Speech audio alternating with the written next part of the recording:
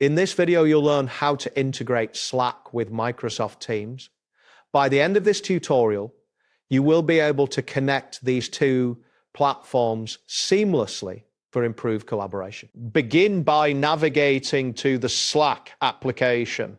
Make sure you are logged into your workspace. If prompted, enter your credentials to access your Slack channels. Once you are in the application, locate the channel that you want to work within. You should see a list of channels on the left side of your screen. Next, click on the admin option, which can usually be found in the top left corner of the interface. This will open up the admin settings for your Slack workspace. Take a moment to familiarize yourself with the layout, as you will need to navigate through these settings to integrate with Microsoft Teams. After that, select Workspace Settings from the options provided.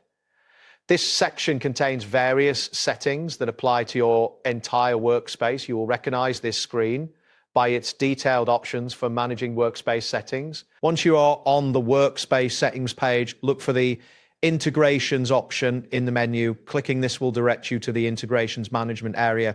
It is essential to ensure that you have the necessary permissions to access this section, as only admins can manage integrations. Following that, find and click on recommended apps.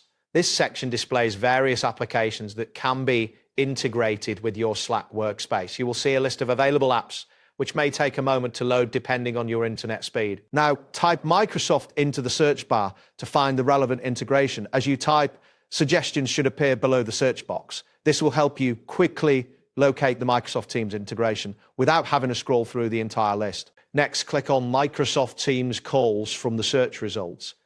This will take you to the installation page for the integration. You see details about the app and its functionality. Confirm that this is the correct integration you want to proceed with. Finally, click the Install button to complete the integration process. A confirmation message may appear, indication is being set up. Depending on your internet connection, this process may take a few moments. Ensure that you wait for the confirmation before moving on. That wraps up today's guide. Thanks for watching and catch you in the next tutorial.